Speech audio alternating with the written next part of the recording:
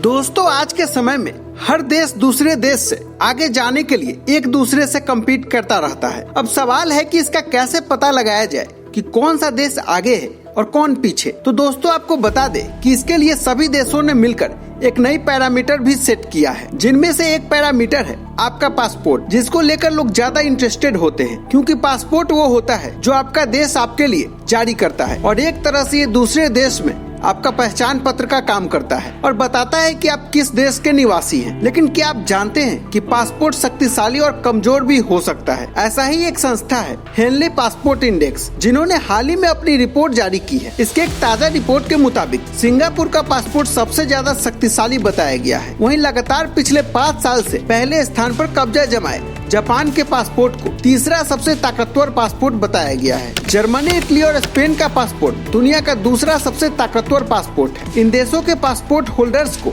190 देशों में visa free travel की अनुमति है। हेनली पासपोर्ट इंडेक्स के अनुसार सिंगापुर के पासपोर्ट होल्डर्स को 227 देशों में से 192 देशों में वीजा फ्री ट्रैवल करने की अनुमति है, जबकि जापान के पासपोर्ट धारकों को 189 देशों में वीजा फ्री ट्रैवल की अनुमति है। जापान को ऑस्ट्रेलिया, फिनलैंड, फ्रांस, लग्जमबर्ग, दक्षिण कोरिया और स्वीडन के साथ तीसरे स्थान पर रखा गया है। और अगर वहीं अपने देश भारत की बात करें तो भारत के पासपोर्ट को 103 देशों की लिस्ट में 80वें नंबर पर रखा गया है। हालांकि इस साल भारत की रैंकिंग में 5 स्थान का सुधार आया है। दोस्तों आइए जानते हैं उन सारे देशों की रैंकिंग को जो अभी की लिस्ट में आए हैं, और इसके हिसाब से आपको ये भी पता लग जाएगा कि इसमें कौन सा देश शक्तिशाली है। दोस्तों वीडियो की शुरुआत करने से पहले जान लेते हैं कि पासपोर्ट और वीजा असल में है क्या, क्योंकि बहुत लोग कंफ्यूज हो जाते हैं। दोस्तों पासपोर्ट जारी करने का मुख्य उद्देश्य विदेश में पहचान और अपने देश लौटते वक्त पहचान कराना है। वहीं दूसरी तरफ वीजा जारी करने का मुख्य उद्देश्य विदेश में प्रवेश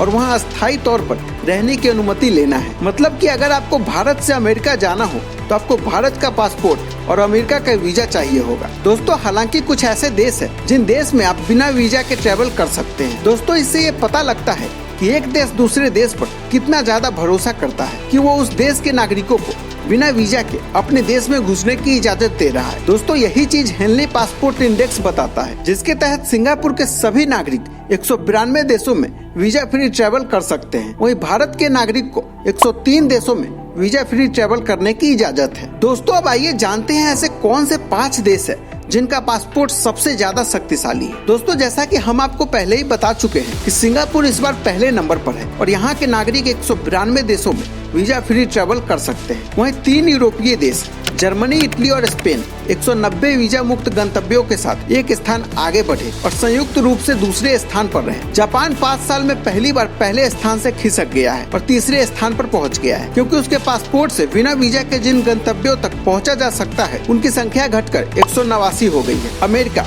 जो लगभग 1 दशक पहले रैंकिंग में सबसे ऊपर था, वो 2 स्थान फिसल कर 8वें स्थान पर आ गया है, जिसमें 184 कंट्रीज में उसके सिटीजन वीजा फ्री घूम सकते हैं, जो कि लिथुआनिया के समान है। दोस्तों 188 वीजा मुक्त देशों की पहुंच के साथ यूके 2 स्थान की छलांग लगाकर 4थे स्थान पर पहुंच गया है। ये स्थिति पिछली बार 2017 में थी। दोस्तों वहीं अगर अफगानिस्तान की बात करें तो रैंकिंग में सबसे निचले स्थान पर है। इसके पासपोर्ट धारक बिना वीजा के केवल 27 डेस्टिनेशन की यात्रा कर सकते हैं। 29 के स्कोर के साथ इराक और 30 के स्कोर के साथ सीरिया ऊपर है, जो दुनिया के 3 सबसे कमजोर पासपोर्ट को पूरा करता है। दोस्तों आपको कैसी लगी ये जानकारी हमें कमेंट सेक्शन में जरूर बताएं। वीडियो को लाइक और शेयर करना ना भूलें।